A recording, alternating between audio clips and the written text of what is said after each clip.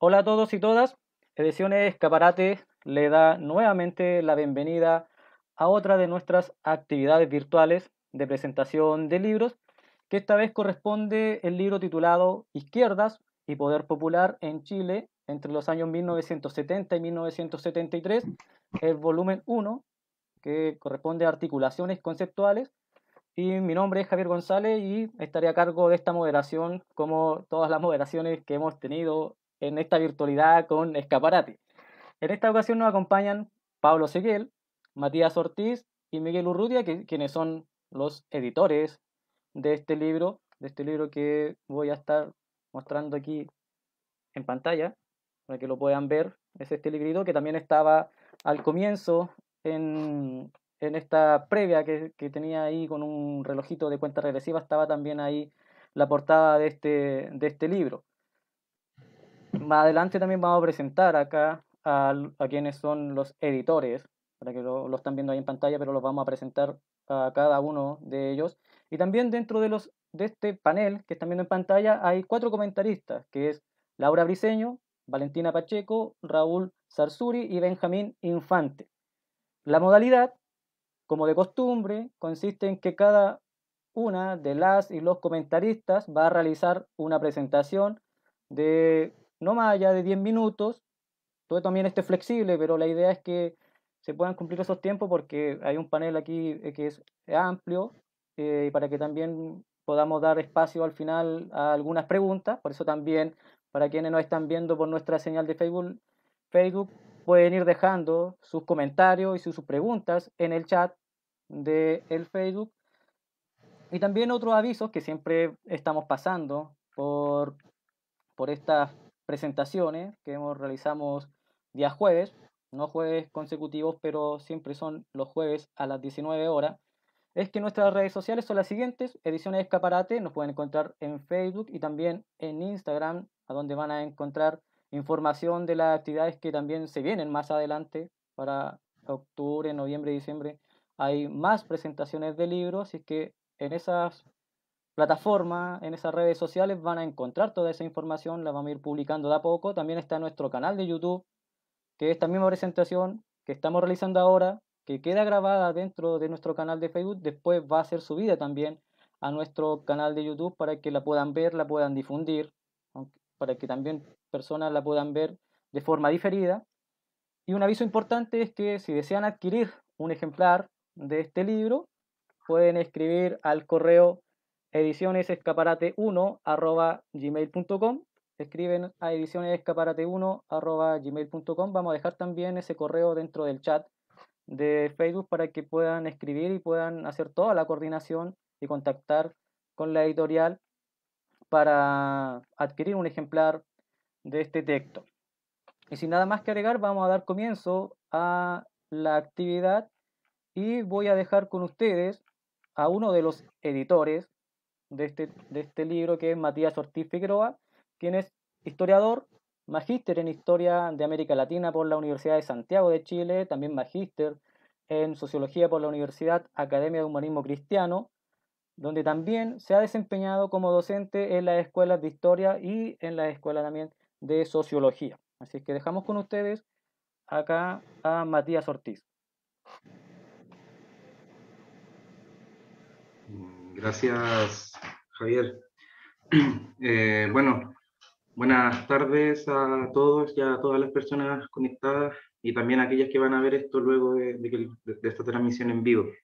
Voy a, voy a leer para hacer estar un poco más cercano a los minutos que se establecieron en la organización.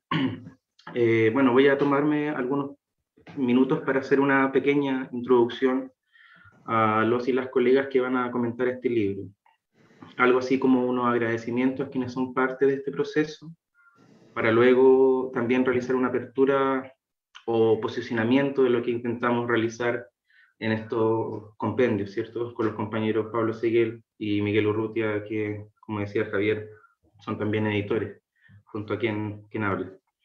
Bueno, primero agradecer a las y los autores quienes participan en ambos tomos. El primero de ellos, el que presentamos ahora, aparte de los editores, a Carmen Gemita Ayarzo, a Sebastián Leiva, a Laura Briceño, y en el segundo a Radicalidades Instituyentes, a Scarlett Abarca, a Mariel Torres, a Jaime Navarrete, a Diego Ramírez Sánchez, a María Pasasenjo, a Damián Los Chávez y a Benjamín Infante. También agradecer a quienes nos ayudaron en las correcciones de formato, que se sabe siempre es un proceso bastante tortuoso. Fundamental a Mirko y a Benjamín, que nos ayudaron en algunas etapas del proceso de edición, aunque cualquier error siempre sea responsabilidad de los coordinadores. También agradecemos muchísimo la presencia de quienes comentan en esta ocasión, a Benjamín, a Laura, a Raúl y a Valentina, con quienes hace varios años hemos caminado juntos por diversas rutas que entremezclan la política con las actividades académicas y profesionales. Agradezco en nombre de los editores su presencia y la disposición a participar de esta presentación y de este proyecto, y espero de los que prosigan de este. Segundo, agradecer la disposición y trabajo de Editorial Escaparate, y sobre todo a nuestro querido amigo y compañero Miguel Soto, quien hace muchos años ha fraguado una posibilidad de agenciar un camino de transmisión del conocimiento acerca de diversos procesos sociales y políticos de Chile, América Latina y también del globo, desde diferentes perspectivas y disciplinas, pero siempre con el afán de construir pensamiento crítico y, ¿por qué no?, un pensamiento emancipador y tribunas para imaginar nuevos mundos posibles. Así, tomándome de esto último, es decir, de las posibilidades políticas que se abren desde la reflexión, comillas, académica, o al interior de las frías aulas, sobre el periodo que nos interesa, podemos hablar brevemente sobre el sentido que tiene este texto para quienes pensamos su articulación. Se trata de un texto que vio sus primeras luces hace varios años y que dentro del cajón fue madurando hasta que vio su renacer con el aporte de varios compañeros, como el de Miguel Urrutia, que nos permitió a mí y a Pablo un giro en el procesamiento de las ideas, ayudándonos siempre a tomar un tiempo para la madurez de estas. Y es que el volver a recompilar ciertos textos que habían visto la luz hace algunos años atrás tenía bastante sentido, sobre todo en nuestro presente coyuntural. Como ustedes van a poder apreciar en las palabras preliminares que escribimos, hay una necesidad de pensar las problemáticas a la luz de los tiempos presentes. Y esta es una cuestión importante, ¿sí? La producción del texto nace también por la necesidad de repensar o de intentar explorar caminos sobre las izquierdas políticas, que en un momento de la época fechada entre los 60 y los 70 fueron una potencia política, como lo ha planteado el fallecido sociólogo Hugo Semmelmann. Un momento de captura del presente que es susceptible a ser potenciado o a ser transformado. Y ese presente histórico, esa captura o fotografía del presente de los largos 60 y sobre todo del periodo de la Unidad Popular, refleja un eco que tiene una resonancia en los procesos actuales. Procesos actuales que se abren con la revuelta del 18 de octubre, pero que tienen sus antecedentes varios años antes, con la huelga de la minería u otros movimientos como el mapuche o el estudiantil, y que han ido reposicionando las luchas. Y además, un aspecto de tremenda importancia, porque muchas de ellas hunden su memoria en los años analizados por este libro. Y en ese sentido, este compendio busca seguir esta lógica, ¿sí? Revisitar algunos orígenes de la izquierda, del poder popular y de las manifestaciones sociopolíticas que se dieron en los años 70 y que fueron interrumpidas a fuego y sangre por el golpe cívico y militar. El valor, por tanto, es preguntarse por la potencia antes del cese de los proyectos libertadores y transformadores, que pusieron a las personas comunes, al pueblo trabajador y su organización como foco principal de sus proyectos y de sus utopías.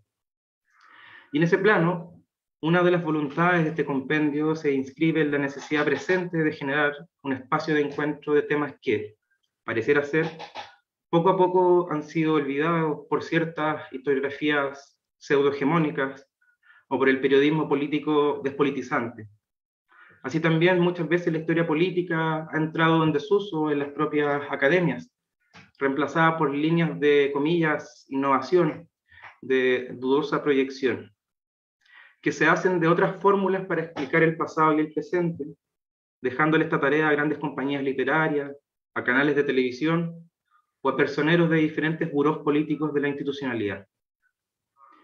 Sacar a la historia política del foso del olvido, a la historia de las izquierdas y de los movimientos sociales, es también hacerse parte de la reemergencia de los nuevos estudios políticos, conducidos ya hace varios años por, entre otras, Cristina Moyano o la fallecida Olga Ulianova, para ir generando así la posibilidad de aprender de la historia para proyectar las luchas del tiempo presente. Se trata también, por esto mismo, de encontrarse o de reencontrarse con algunos conceptos que muchas veces han sido extraviados en nuestra política actual, en su lenguaje y en el saber y producción de la izquierda, y que tienen que ver con nociones como las de poder popular o como las de unidad, que también representan el periodo estudiado para las diversas izquierdas compenetradas, dando cuenta de diálogos fructíferos en la diferencia. Una potencia dialógica que, analizada históricamente, como acá pretendemos, quizás pueda dar algunas pistas para potenciar ciertos procesos que, a la luz de los hechos actuales, muchas veces parecerá ser que sufren una lectura desde el funcionalismo y que permiten con ello el mantenimiento del status quo, más que potenciar la imaginación de un horizonte socialista y revolucionario, pese a la potencia del pueblo manifestada en los últimos años. Y en ese sentido, creemos que el libro intenta, por lo menos, ser un espacio de reunión de algunas y algunos de quienes nos interesamos por estos temas para repensar los caminos de la emancipación y de la democracia radical.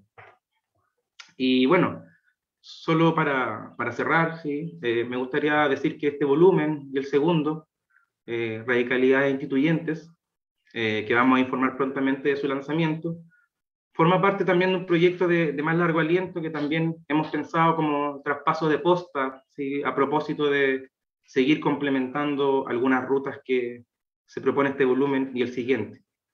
Para ello, entonces, el espacio va a quedar abierto para las nuevas generaciones de pensadores y pensadoras sociales que, como en este texto, se manifiestan para intentar, desde la historia, imaginar nuevos mundos posibles. Eso.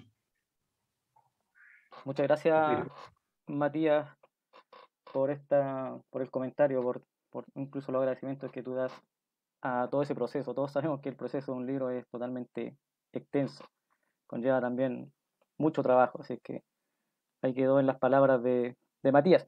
Ahora, para seguir con la presentación, vamos a dar paso a las personas que van a comentar este texto, y quien sigue a continuación es Laura Briceño Ramírez, quien es historiadora, magíster en literatura, candidata también a doctora en historia por la Universidad de Santiago de Chile e integrante del grupo de estudios de historia intelectual y revistas político-culturales. Así que tu tiempo está ahí, Laura, para que puedas hacer el comentario. Muchas gracias, Javier. Esa es una corrección, soy magíster en historia. Sí, no literatura. Sí.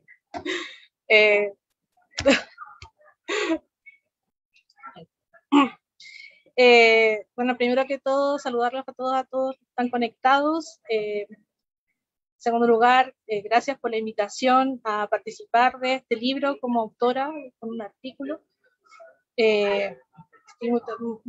Mucho agradecimiento por Matías, que me contactó para ser parte, me adhiero a todas las palabras que señaló anteriormente respecto al quehacer historiográfico y la importancia y relevancia de hacer estos estudios en tiempos actuales, estos cambios que estamos viviendo tan álgidos. Así que también agradecimiento por la invitación a comentar en esta oportunidad este libro y poder haberlo leído de manera completa. Yo escribí algunas palabras y puedo ir haciendo una lectura y comentarios para también hacer justicia al tiempo, no extenderme más allá de lo establecido. Bueno, este libro reúne una serie de artículos que ponen en juego nuevas perspectivas teórico-conceptuales para el estudio de la experiencia política de la Unidad Popular. Releva la emergencia del poder popular como un eje central del análisis en todos los artículos de este primer volumen de articulaciones conceptuales, poniendo énfasis en el proceso de resignificación de la política del pueblo movilizado, que generó tensiones, y eso es lo interesante de esta aventura editorial, que generó tensiones este poder popular en el proyecto de la vía chilena al socialismo.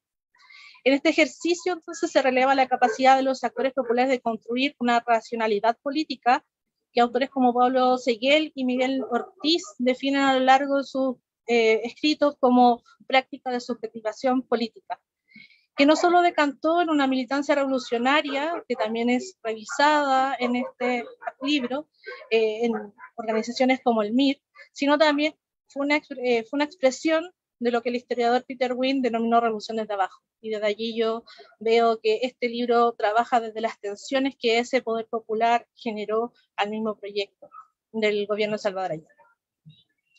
En términos históricos se destaca que este proceso de subjetivación política, que es uno de los conceptos que yo creo que más se destacan a lo largo del libro, es la acumulación de una experiencia de organización y movilización provocada por la frustrada experiencia de desarrollismo y modernización en Chile y el estado de compromiso, por allá en los años 30, ¿cierto? Y que decanta en una crisis económica, política y social a partir de 1955, y se inserta también esta experiencia, o se inicia, digo yo, en ámbito personal, que el año 57 marca con su movilización social y popular un nuevo ciclo político, ¿cierto?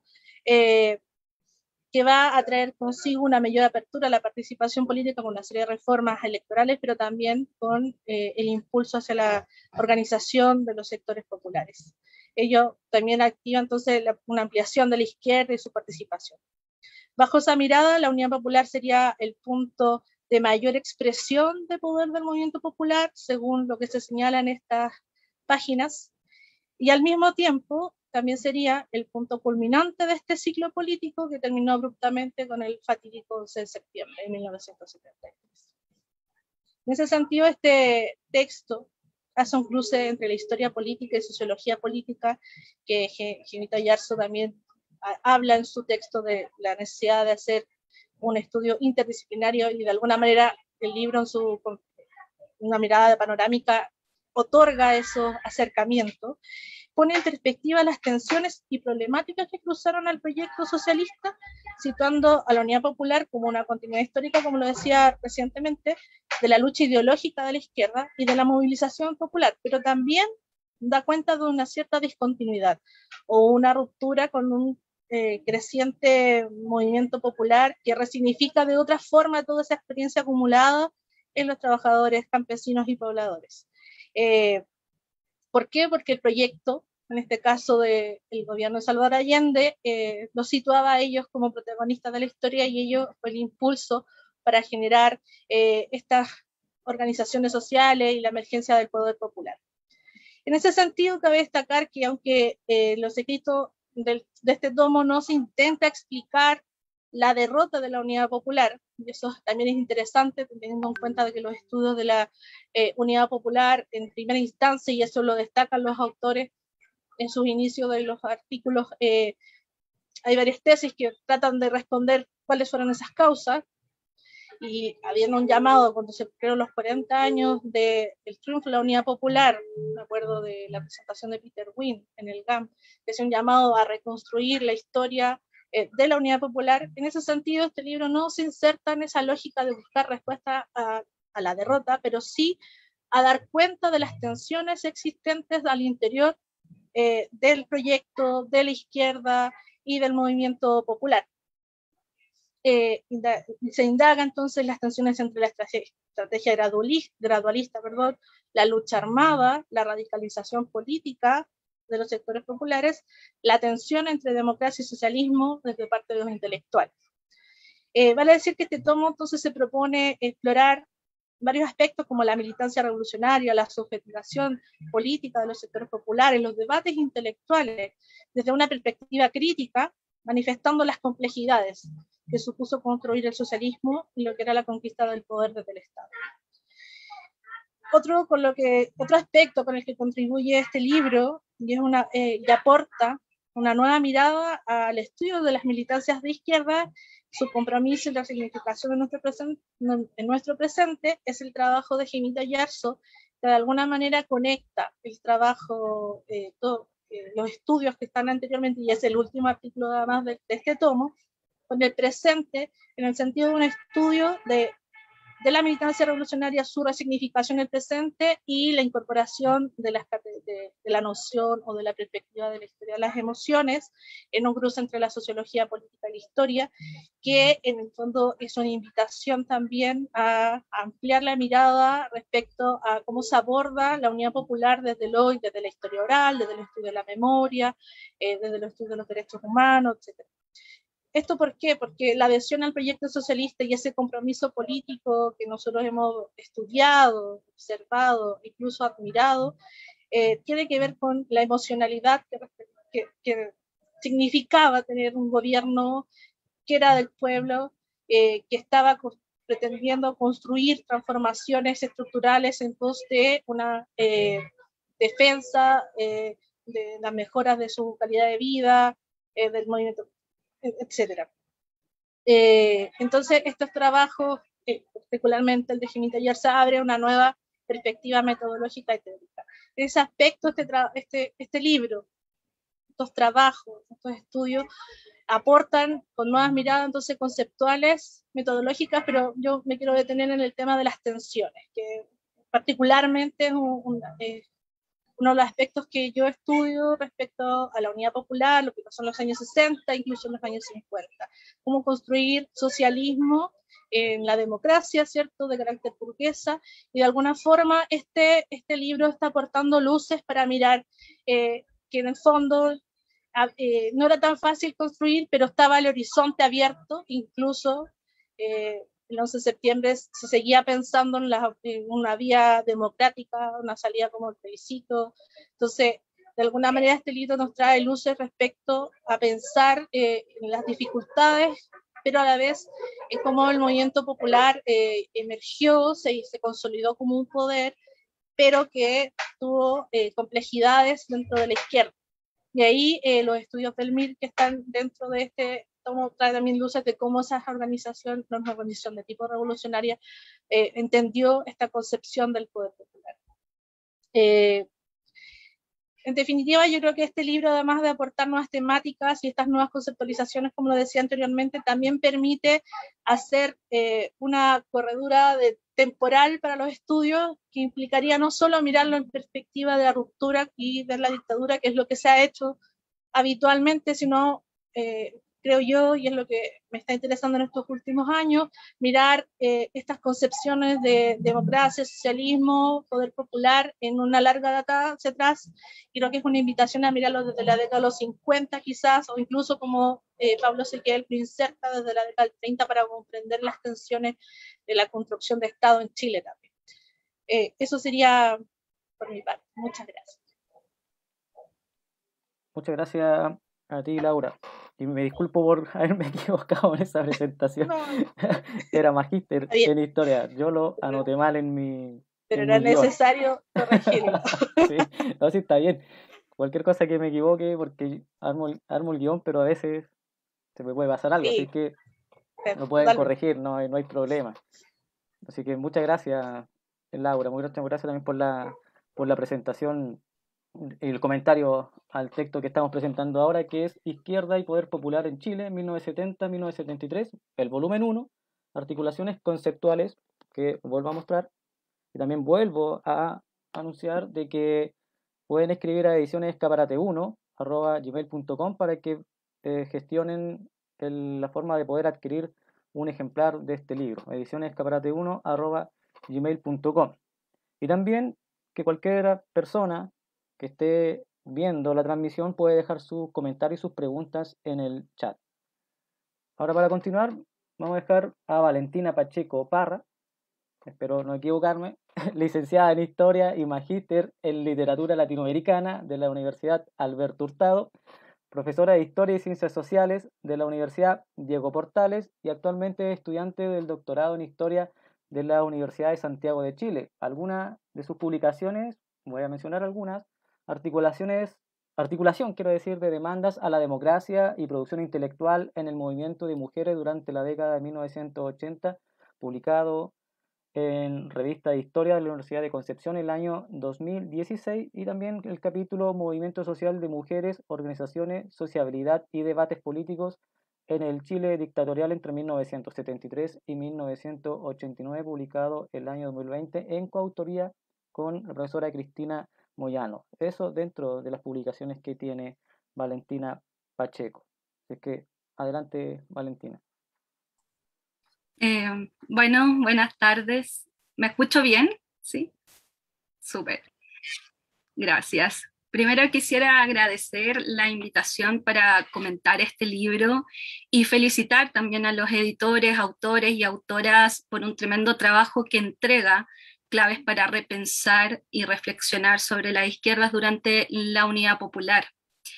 En virtud de las múltiples entradas que abren los 6 artículos y de este volumen para aproximarse al periodo y la construcción de poder popular en él, es que mi comentario más bien será general y viendo los artículos en su conjunto.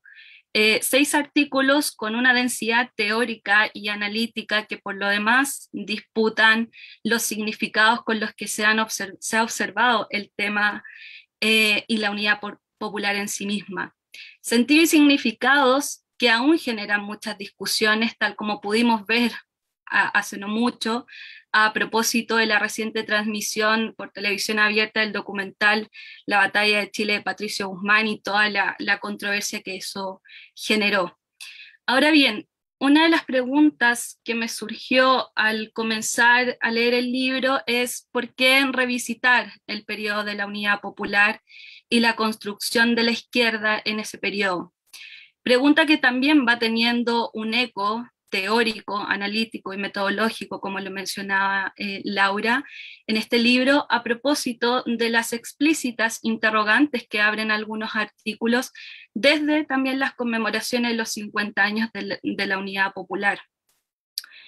De acuerdo a lo mencionado, quisiera destacar 3 aspectos estructurales del libro que a mi juicio también marcan la diferencia con otros estudios que se han realizado sobre el periodo de la Unidad Popular. Aquí quizá voy a hacer un contrapunto con algunos de los elementos mencionados por Laura y también por Matías en su introducción, ¿sí? Bueno, en primer lugar, este libro nos invita a reinterpretar y al mismo tiempo debatir ciertas tesis hegemónicas con respecto a los análisis que se han hecho sobre la Unidad Popular, particularmente en lo que respecta a las lecturas fatalistas por lo que terminó siendo esta vía chilena al socialismo. Es decir, en una línea general, los artículos del libro, sin perder de vista lo que fue la ruptura producida por la dictadura, mantienen también la cautela de que esto no sea una condicionante para interpretar las experiencias de poder popular durante este periodo. Asimismo lo advierte Carmen Genita Villarzo al preguntarse cómo hablar de la Unidad Popular después de 50 años, sobre lo cual señala que, cito, abro comillas, hoy no parece posible separar el balance del gobierno de la UP de la ruptura democrática que cambió el país para siempre. En palabras más simples, parece imposible hablar de la Unidad Popular sin pasarla por el filtro de la memoria impuesta por la dictadura que derrocó al gobierno aquel fatídico 11 de septiembre de 1973. Concordando con esta dificultad aún persistente, considero que las cautelas que ello implica se hacen presentes en el libro, sobre todo porque más que poner el acento en la ruptura, el acento está puesto en las continuidades también de un proyecto político que invita a revisitar su trayectoria y la articulación de una izquierda que aún se encuentra en un proceso de reordenamiento. En segundo lugar, cabe también destacar el aporte metodológico y teórico para pensar y repensar este periodo a la luz de los residuos y de los sentidos de una cultura política que ha vuelto a tener eco en los últimos años a propósito de los movimientos sociales y la revuelta popular de octubre, como mencionaba Matías. Y en este sentido, el texto reinterpreta el tiempo de la Unidad Popular como un acontecimiento que no solo se encuentra encapsulado en el pasado, sino que para dar cuenta de esas vetas que permanecen hasta el presente. Al respecto, considero que una línea de continuidad en los artículos es, además de claramente el tema sobre el poder popular, es también la gestación y pervivencia de una cultura política, concepto que toma gran relevancia en el artículo de Matías Ortiz y que es definido como una construcción histórica, simbólica y material sobre el presente y el futuro de una comunidad, tal como él señala. Cultura política que, además, aún encuentra sus continuidades en las movilizaciones actuales, como había mencionado, las que rescatan una estética, las consignas y algunos sentires de un poder popular que se articuló y expresó durante la Unidad Popular desde y con distintos sectores sociales. En tercer lugar, y conectando con el punto anterior, considero que los artículos de este libro le entregan una mayor plasticidad a la construcción de la izquierda durante la Unidad Popular, tensionando con eso las lecturas rígidas y estáticas de un periodo en el que solo habrían existido dos polos antagónicos. Y de este modo, y tal como señala su título, este libro permite pensar a la izquierda en plural, pensar a las izquierdas con sus momentos de diálogo, de construcción, de tensiones, etc., que dan cuenta de un periodo que dista de construir una experiencia lineal y homogénea del ejercicio del poder popular y de sus proyecciones de futuro.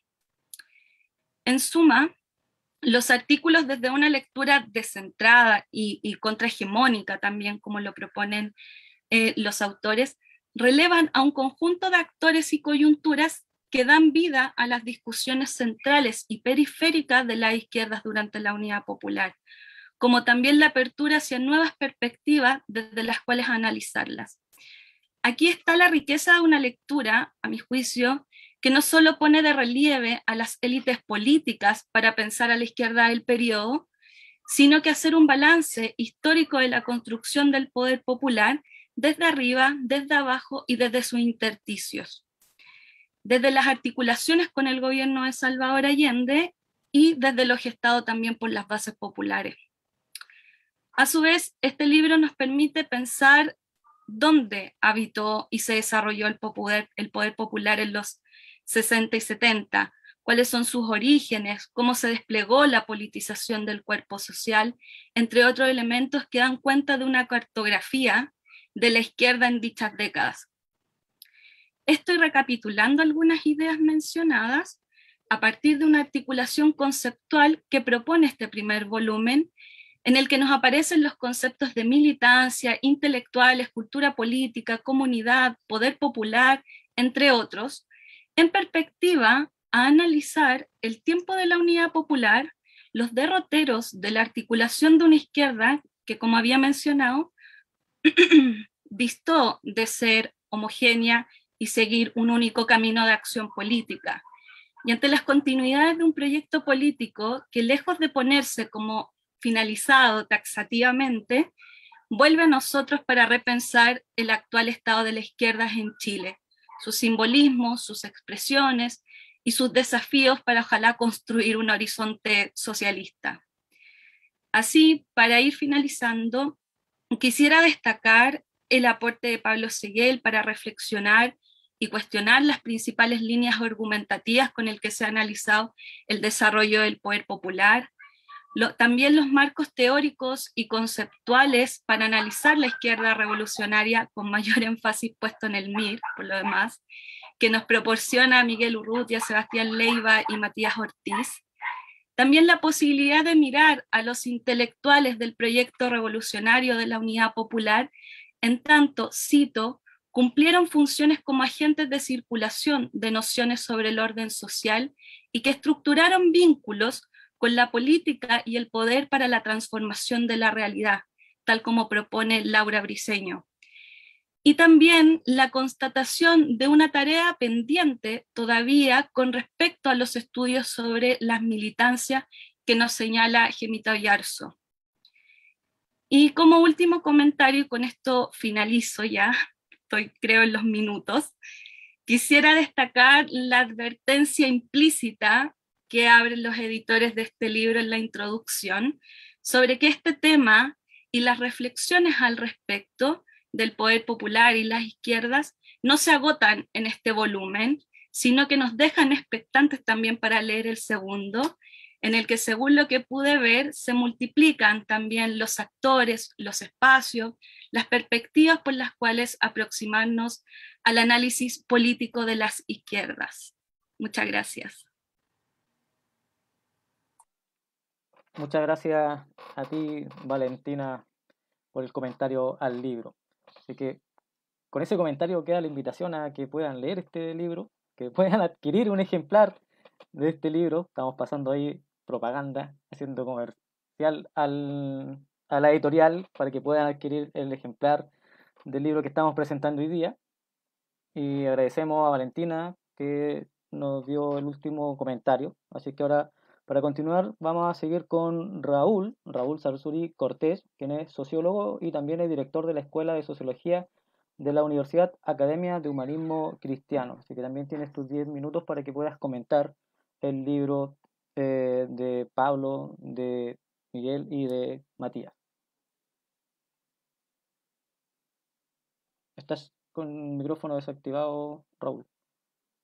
Me desactivo yo mismo. No, muchas gracias, digamos, por la invitación. En realidad, sigo pensando que no sé qué hago acá, en esta presentación del libro. No es un tema que trabajo política, participación política, politización y repolitización, pero particularmente en temas de jóvenes, temas nuevos, ¿ya? Entonces, me siento un poquito un pez fuera del agua, ¿no? Pero voy a intentar desordenadamente esbozar algunas cuestiones que me parecieron interesantes, que me evocaron ya de la lectura del libro. No lo leí completo, hice una lectura cruzada, por temas más que nada de tiempo, pero me parece ya en sí muy interesante, ¿no? Entonces, parto iniciando que llamo al libro un artefacto. Este libro para mí es un artefacto, ya ahí, ¿cómo se llama? Miguel Urrutia se acordará de Les, ¿no? Que contiene evidentemente una polifonía de voces, ¿no? ¿Ya? Y si sigo, digamos, a Deleuze y ahí a Barnett en su libro Diálogos, ellos dirían, cito textual, acá una buena manera de leer hoy en día un libro sería tratar precisamente a ese libro de la misma manera que se escucha un disco, que se ve una película o un programa de televisión, ¿no? De la misma manera que se acoge una canción. Cualquier tratamiento del libro que reclame para él un respeto, una atención especial, corresponde a otra época y condena definitivamente al libro, ¿no?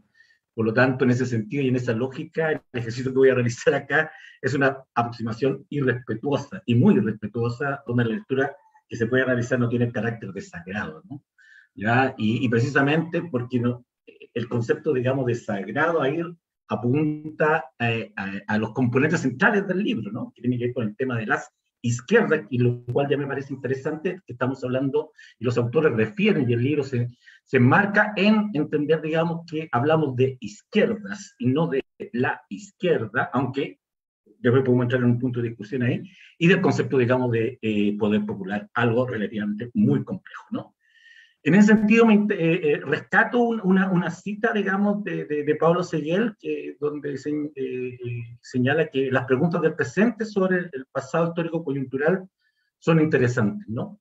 Y toda vez que los ecos de ese pasado resuenan con fuerza en la actualidad a propósito de las nuevas demandas sociales, ¿no? Evidentemente ahí, las preguntas del presente que nos estamos haciendo hoy en día, particularmente no solamente a partir, digamos, de la revuelta del 18 de octubre, ¿no? Sino desde hace mucho tiempo, con todos los procesos que comenzamos a vivir desde el inicio, digamos, del siglo XXI, particularmente de las movilizaciones, digamos, estudiantiles, secundarias y después universitarias, y lo que se va sumando, supone también recoger, y como ya se ha dicho acá, se dice en el libro y se ha dicho acá por los presentadoras que me antecedieron, entrar, digamos, en el tema de la memoria y la lucha de la memoria, ¿no? Y ahí en ese sentido entiendo que la memoria, recuperar, por ejemplo, entonces, lo que fue el poder popular, la construcción, digamos, de lo que Urrutia denomina izquierda revolucionaria en el Chile, digamos, 70 y 73, no es una recuperación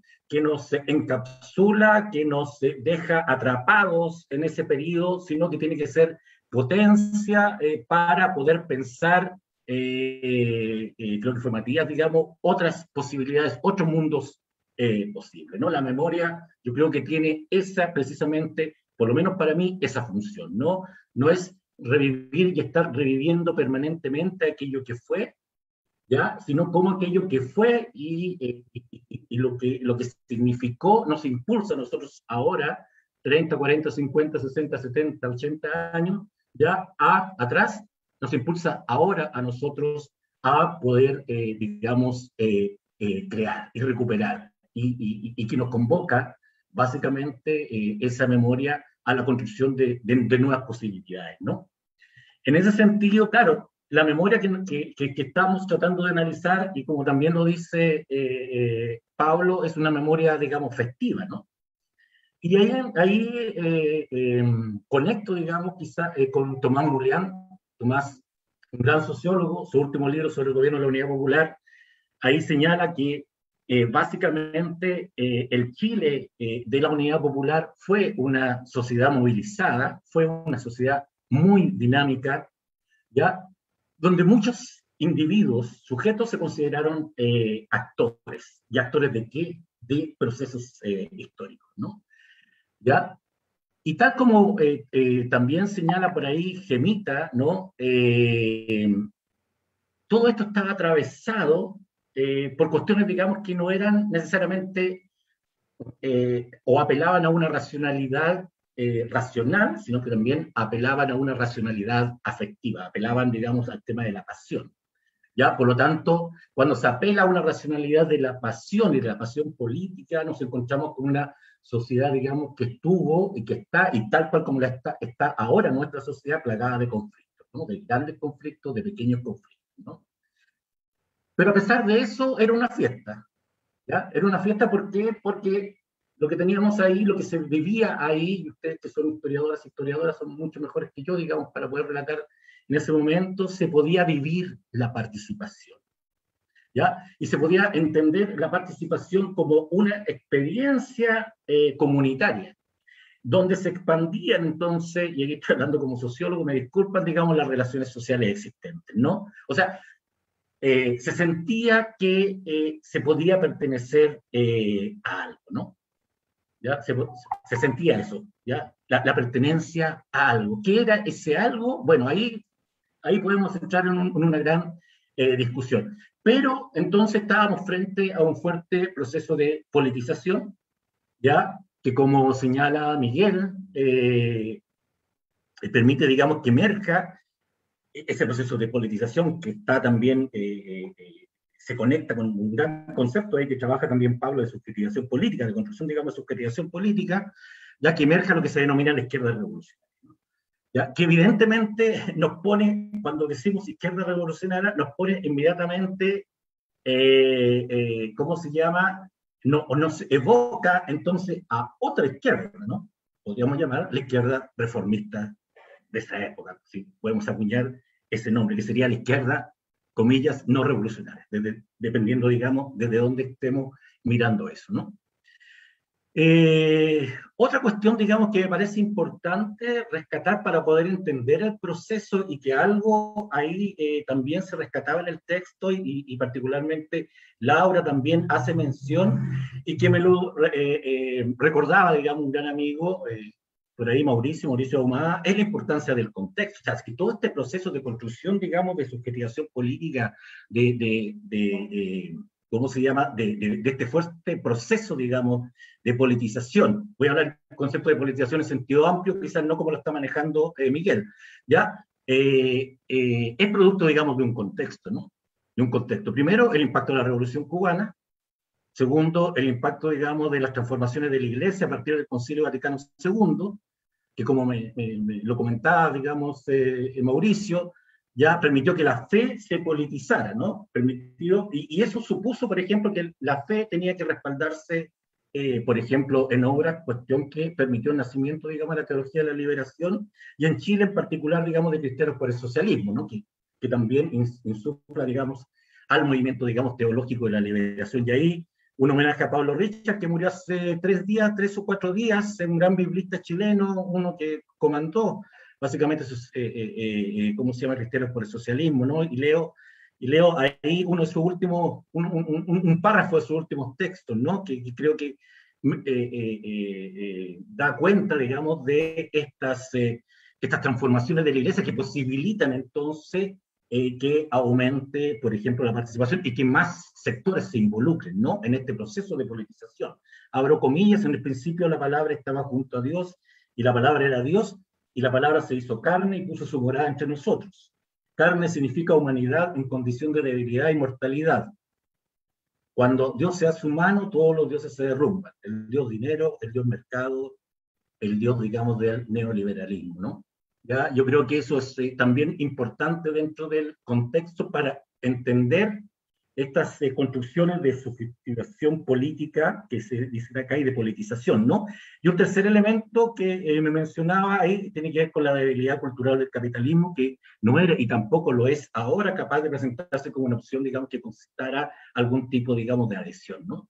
Ya particularmente. Todo ese escenario, digamos, supuso entonces un contexto donde la politización, la emergencia de esta izquierda revolucionaria, que no solamente es de este contexto, ojo ahí también, o sea, toda esta politización proviene por lo menos de finales, digamos, del siglo XIX, todas las mutuales, ya todo el tema, digamos, del anarquismo, puesto, digamos, en el sindicalismo, digamos, inicial, etcétera, etcétera, ¿no? Por tanto, hay algo de eso, y eso también es señalado acá por Laura, ya, por lo menos que recoge a la Unidad Popular como una expresión del espíritu revolucionario, digamos, sesentista, ¿no? En tercero, esto nos lleva entonces a la construcción de nuevas actorías, concepto complejo sociológico, ya, pero lo voy a utilizar en el sentido de que esta ola de politización, como ya señalé que tampoco es tan nueva, permite la emergencia de sujetos con ansia de convertirse en actores. Actores, digamos, que devienen en actores políticos, ¿ya? Y actores políticos que en cierta medida, básicamente no tienen la mediación de alguna estructura política. Y ahí voy a referir principalmente al tema, digamos, de los partidos políticos. Sí vamos a ver que hay partidos políticos que quieren ser mediadores, básicamente, de este movimiento, de esta izquierda revolucionaria, ¿no? De este movimiento popular que, como bien señala Miguel, lo pone como fecha data de inicio, así, 1957, ¿no? Ya podemos poner, digamos, y datar también de otra forma, ¿no? Pero también eso lo vivimos básicamente y lo observamos en las protestas de los años 80, por ejemplo, ya de sujetos como la Juventud Urbana Popular, por ejemplo, ya el movimiento, digamos, de mujeres particularmente, y todas las expresiones, digamos, orgánicas que emergieron, ya, y también ahora en la revuelta del 18O. ¿No? En ese sentido, entiendo básicamente que un actor se define, digamos, por su posición, digamos, que ocupa en el espacio, ¿no? Que ocupa dentro, digamos, de la sociedad. Y por lo tanto, esa posición que ocupa en ese espacio se construye a través de la recepción de múltiples relaciones sociales, ¿ya? De múltiples relaciones sociales. Por eso, en ese sentido, por ejemplo, el análisis del movimiento social o el análisis de los movimientos sociales no puede quedar reducido, si queremos hoy en día, básicamente avanzar en eso, a simplemente las relaciones de clase. Ya en este punto yo creo y considero que los aportes de los feminismos son relevantes, particularmente desde lo que se denomina, digamos, los enfoques, digamos, de la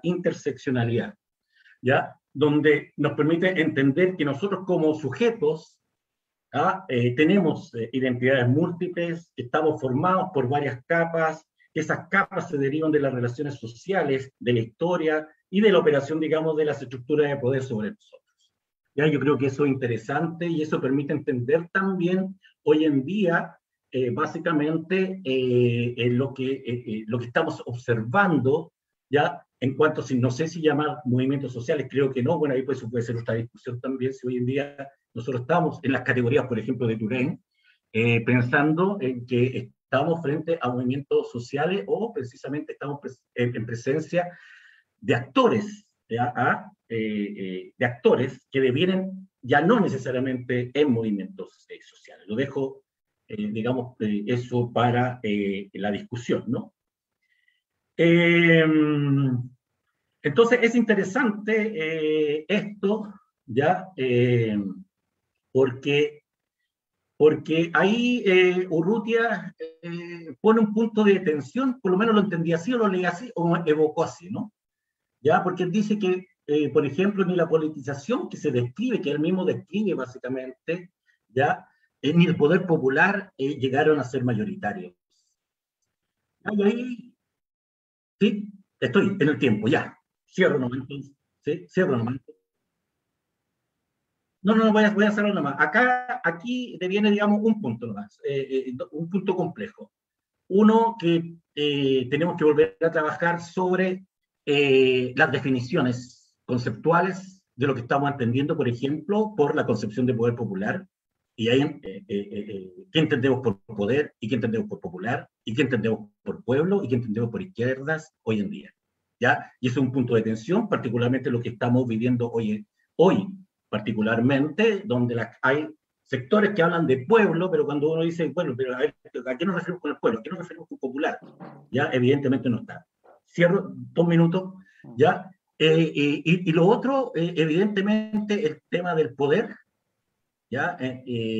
Básicamente es un tema, digamos, complejo en la definición, ¿ya? El poder, por lo menos, crear poder popular involucra crear nuevas relaciones humanas, nuevas relaciones sociales y nuevas relaciones políticas, ¿ya? Y que se alejan, por ejemplo, de las concepciones, digamos, más leninistas, por ejemplo, y del concepto de vanguardia. No voy a poner y es una discusión que ya hizo Tomás Mulher en los años 80, en un escrito, digamos, sobre cuestiones de teoría marxista, una crítica de Lenin, ¿no? Que me parece muy interesante volver a releer, que me recordaba eso ahí, ¿cómo se llama? Mauricio, ¿no? Entonces, solamente señalar que precisamente esas tensiones que se vivieron, porque cuando hablamos de poder popular, teníamos por lo menos dos tipos de poder popular, ¿no? El poder popular que provenía básicamente de los partidos políticos que estaban en el gobierno y de la institucionalidad política, en el entendido, digamos, de cómo se conformaba la institucionalidad política puesta ahí, ¿ya? Y por eso entonces hay organismos, y cierro acá, hay expresiones de poder popular en la versión oficial, como fueron los consejos campesinos, la JAP, la Junta de Vecinos, pero también hubo un ejercicio directo de poder de parte de la población, que en ese sentido lo podemos entender en las categorías de negro y de contrapoder, que intentaba construir otro tipo de democracia, ¿ya? Y que intentaba construir otro tipo de democracia popular, una democracia de máximo, ¿ya? Planteándose como alternativa a la llamada democracia liberal, que es siempre una democracia de mínimo. Esas son las cosas, algunas de las cosas que me evocó, digamos, el texto, y doy gracias, digamos, que me hayan invitado a esta presentación, ¿ya? Y a tratar de hacer algunos comentarios de forma muy, muy desordenada. Muchas gracias. Muchas gracias a ti, Raúl. Comentar igual llevaron ahí a reflexionar y a plantear ahí siempre lo que conlleva el problema de trabajar, o sea, los conceptos, cómo trabajamos los conceptos, cuánto también evoca tener que ir definiendo, como decías tú, lo que es el concepto de poder popular. Bueno, y eso todo el tema de las teorías de los movimientos sociales. Muy bueno ahí el comentario de Raúl, así que te damos gracias por la presentación. Para seguir también con esta actividad de la presentación de este libro, vamos a dejar a Benjamín Infante Rodríguez, que él ha sido impulsor del movimiento político comunista y libertario hace más de una década. Inició su vida política en la lucha socioambiental y la organización anarquista. Pronto se hizo parte activa del movimiento estudiantil, desde donde colaboró con movimientos por la vivienda y la reivindicación territorial del pueblo mapuche. Ha sido miembro de la Dirección Nacional de Izquierda Libertaria entre los años 2018 y 2019 y presidente de la Cooperativa de Unidad Social de Coyhaique en el año 2020. Es profesor e historiador de formación, actualmente representante electo del gremio docente y nos acompaña desde el sur de Chile. Yo estoy en el sur, en Concepción, pero él está más en el sur aún. Así que... Así es, desde Coyhaique aquí, bueno, primero que nada agradecer infinitamente la invitación a los compañeros que invitaron a participar de este lanzamiento, a la editorial Escaparate también por el espacio. Y bueno, para comenzar, comentar que así como Raúl se sentía como pez fuera del agua, a mí me pasa un poco lo mismo, porque soy profesor, ¿cierto? Hace mucho tiempo como fuera del espacio académico, pero muy, muy grato y muy, muy cómodo también de volver a participar de estas lecturas desde un enfoque, si se quiere, más práctico, ¿no? La reflexión política, militante, historiográfica siempre ha sido algo que a mí me llama mucho la atención y me encanta. Así que muchas gracias por la invitación. Y bueno, comentar para comenzar que uno al revisar el título de esta obra, ¿cierto? Izquierdas y Poder Popular, lo primero que uno puede preguntarse es ¿por qué estudiar, ¿no? Esta relación entre las izquierdas y las experiencias de poder popular de 1970 a 1973? La respuesta se da en varios artículos y puede ser bastante extensa y repleta de citas, ¿cierto? Como varios artículos lo hacen durante el libro. Sin embargo, en última instancia, una respuesta bastante simple para quienes, digamos, estamos abocados al cambio social. Yo creo que una de las grandes virtudes de este libro, de que digamos, va directamente al grano, y es decir, de que la transformación radical de la sociedad capitalista, ¿cierto? La sociedad del capital es necesaria y posible, y por lo tanto no reside sino en las fuerzas populares, las capacidades para vehiculizar esas transformaciones. Entonces, este libro rápidamente pone el foco, ¿cierto?, en la articulación de las capacidades, de las capacidades populares, las fuerzas populares, y su potencia histórica para desarrollar estas transformaciones necesarias. Creo que esa es una de las principales virtudes del libro, que entra de lleno, ¿cierto?, en ese foco. En esa relación interna, ¿cierto?, de entre poder popular y izquierdas, está de alguna forma la relación interna de este nuevo bloque hegemónico, que se constituye como gobierno entre 1970 y 1973, ¿cierto? Pero que tiene una larga data, digamos, de construcción, y que artículos como los de Miguel Urrutia, ¿cierto?, rescatan en el texto. Ese bloque hegemónico, como la mayoría de las revisiones bibliográficas de los artículos realizan, ¿cierto?, está constituida por quienes se sitúan, se autoidentifican, ¿cierto?, desde abajo, ¿no? Y los que se posicionan desde arriba, un poco lo que hace Peter Wynne, ¿cierto?, en su obra relativa a la unidad popular. Esta revolución desde abajo y esta revolución desde arriba, es decir, situando el problema, y es, como les decía, como una virtud de este texto, en nuestra vereda, en la vereda del campo popular, colaborando en sanar esta herida abierta por la derrota, ¿cierto? Como permitiéndonos sanar ella al momento de hacernos responsables, y por lo tanto también recuperando nosotros el poder de hacer viable históricamente la construcción del socialismo. Porque, bueno, como varias revisiones bibliográficas realizan durante el texto, cuando uno sitúa el problema por fuera, hay poca margen de acción que uno tiene, ¿no? En cambio, cuando nos hacemos cargo de este problema, nos permite hacer posible nuevamente la construcción histórica del socialismo. Bueno, como señala el prólogo del libro, en ese sentido, y a través de citas del historiador Marx Bloch, este libro busca desentrañar las articulaciones conceptuales entre izquierda y poder popular, ¿cierto? Esas relaciones que existen, a fin de ilustrar las luchas presentes por el socialismo. ¿Qué desafío más pertinente en estos tiempos de reacomodo del modelo de desarrollo nacional? ¿Cierto? Que estamos en un cambio del modelo de desarrollo nacional en un contexto de desarrollo histórico del capital que está amenazando la vida en el planeta, y por lo tanto la necesidad de una transformación del modelo de desarrollo es, digamos, a todas luces algo urgente, y lo dicen los mismos, digamos, organismos internacionales, ¿cierto?, representantes de los estados capitalistas. Por lo tanto, la rearticulación en nuestro país de partidos de capas medias que hablan de horizontes de transformación y de horizontes socialistas, ¿cierto? También, y también hay un rebrote en ese sentido en nuestro país de proyectos excluyentes de sociedad, por decirlo así. Por lo tanto, en ese contexto, este libro es tremendamente pertinente. Para construir esta genealogía, ¿cierto? De la articulación entre izquierda y poder popular, el artículo de Pablo Seguel revisa cómo se relaciona la izquierda y el poder popular. Esta relación está marcada por un vacío estratégico en la izquierda respecto del poder popular, ya que está subsumida esta izquierda en el marco social del Estado capitalista de compromiso de clase, y por lo tanto desoyó las experiencias de poder popular desarrolladas, ya que tenía una estrategia o privilegió una estrategia de copiamiento del Estado desde arriba y desde dentro. Esto hizo que nuestra izquierda, ¿cierto?, en esa época limitara su estrategia política a la misma normatividad institucional del Estado de Derecho que legitimó el golpe de Estado de 1973 al considerar como excepcional, ¿cierto?, la politización popular en clave antagónica.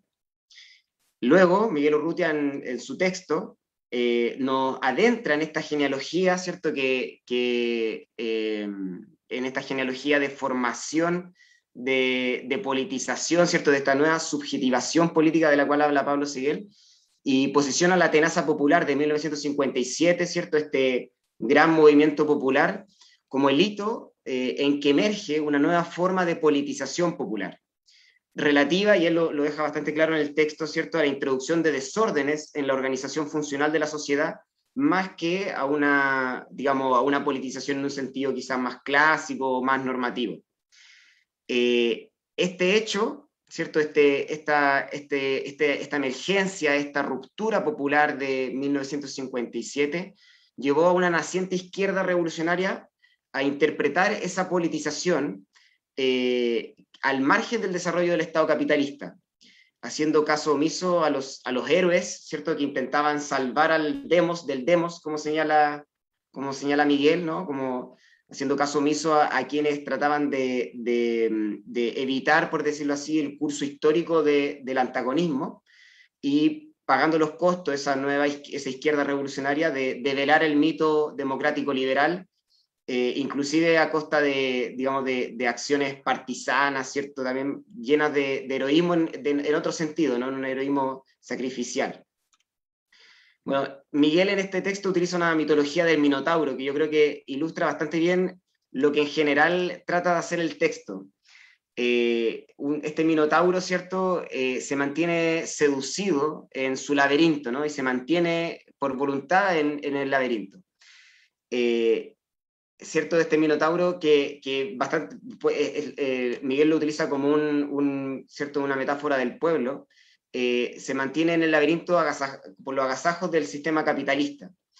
Por lo tanto, eso nos entrega herramientas para observar críticamente la estrategia que universalizó la unidad popular hasta nuestras fechas de la construcción vía institucional del socialismo. Y por lo tanto, este texto se vuelve tremendamente pertinente porque nos permite responder hoy a preguntas de origen histórico, ¿no?, que tienen raíces históricas para responderlas, que son: ¿cuáles son estas nuevas formas de politización popular que van a surgir, así como en 1957 surgieron, ¿cierto?, nuevas formas políticas que van a surgir tras la revuelta popular del 2019? ¿Cuáles serán los nuevos dispositivos para mantener seducido al Minotauro dentro del laberinto, ¿cierto?, al demos dentro del laberinto? Y más pertinente para quizás nuestro esfuerzo, nuestras individualidades, ¿cierto?, nuestras voluntades, ¿qué organizaciones buscarán interpretar esta emergencia de la emoción en política que estamos viendo actualmente? En lo personal, yo cada vez me convenzo más que los 1000 días del gobierno de la Unidad Popular y la experiencia de poder popular a su alero, por supuesto, es lo más parecido a la Comuna de París que nosotros tenemos en nuestro siglo XXI, ¿cierto? Durante el siglo XX, la Comuna de París fue el punto de referencia para trabajar cualquier proceso de reflexión teórica y práctica de transformación socialista de la sociedad.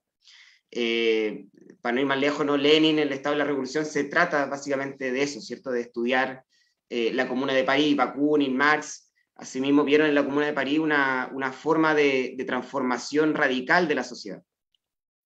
Bueno, así como la Comuna de París marcó la guía de los movimientos revolucionarios durante el siglo XX, yo creo que a la Unidad Popular le ha tocado marcar la pauta de los movimientos transformadores presentes, ¿cierto? Y las vicitudes de ese proceso, del proceso de transformación vía institucional de la sociedad en un sentido socialista, sigue iluminando los desafíos para la construcción del socialismo en el presente.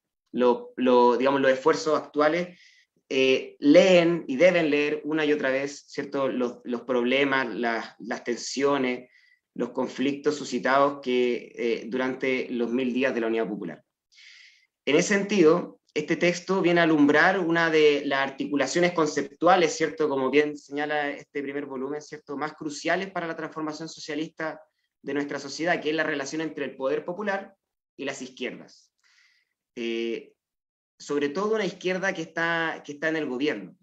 Nuestra discusión dentro de la izquierda sobre cómo comportarnos una vez que accedemos al poder institucional, ¿cierto? Es tremendamente importante y contradictoriamente está muy lejos de estar zanjada, ¿cierto? Ni siquiera en algunos de sus múltiples aspectos. Por lo tanto, este libro, ya en definitiva, establece estas bases conceptuales de quienes se situaron por fuera del pacto social del Estado capitalista de compromiso de clase, ¿cierto? Se vuelve tremendamente pertinente actualmente en tiempos de ruptura popular con el régimen institucional del modelo de desarrollo hacia afuera que vivimos hoy. El proceso constituyente en curso en nuestro país nos exige leer este libro para pensar las claves a través de las cuales se pueda resolver la tensión entre el desarrollo del poder desde abajo y la gestión de los proyectos políticos desde arriba.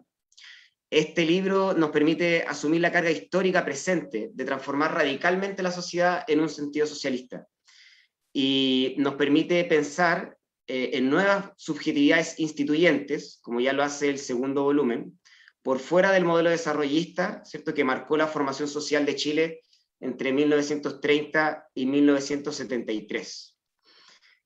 Para cerrar, creo que este libro tiene la potencia de desarrollar esa potencia histórica que no ha sido suficientemente estudiada, esa potencia histórica plebeya de aquellas subjetividades, de aquellos actores, ¿cierto? Como decía Raúl, ¿cierto? De sujetos que querían ser actores, ¿no? Que estaban por fuera de este modelo desarrollista de 1930 a 1973. Y por lo tanto tiene la pertinencia actual de volver la mirada sobre aquellas subjetividades que quieren ser actorías en nuestro modelo de desarrollo chileno hacia afuera, ¿cierto?, entre 1980 y 2021. Por lo tanto, es tremendamente pertinente para leerlo en la actualidad. Creo que todas las personas que estamos comprometidas con el cambio social tenemos que leer este libro con el fin de descubrir y desentrañar la relación entre la construcción de poder popular, que es finalmente la que nos permite realizar transformaciones estructurales, y la gestión del poder en un sentido institucional, que digamos que la izquierda tiene la necesidad, el desafío, el imperativo de desarrollar en esta década que se abre. Así que muchas gracias, compañeros y compañeras. Muchas gracias a ti, Benjamín, por el comentario al libro que estamos presentando, que es Izquierda y Poder Popular en Chile, 1970-1973, volumen 1, y que los chiquillos ya anunciaron de que hay un segundo volumen que se va a presentar más adelante. Si lo siguen las redes sociales de Escaparate, también van a poder encontrar esa información más adelante cuando se empiece a publicar. Y el correo, vuelvo a repetir, para las personas que nos están viendo y que quieran adquirir un ejemplar de este libro, es edicionesescaparate1@gmail.com, edicionesescaparate1@gmail.com, y pueden escribir para coordinar el envío, si es que no están en Concepción, si es que están en otra parte de Chile.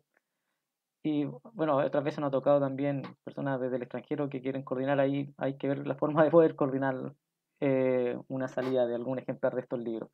Así que escriben a edicionescaparate1@gmail.com y pueden hacer toda esa coordinación. Y para continuar con la presentación, voy a dejar aquí a Miguel Urrutia Fernández, quien es profesor de Historia y Geografía por la Universidad de Concepción, magíster en Sociología de la Universidad Católica y doctor en Sociología por la Universidad de Lovaina.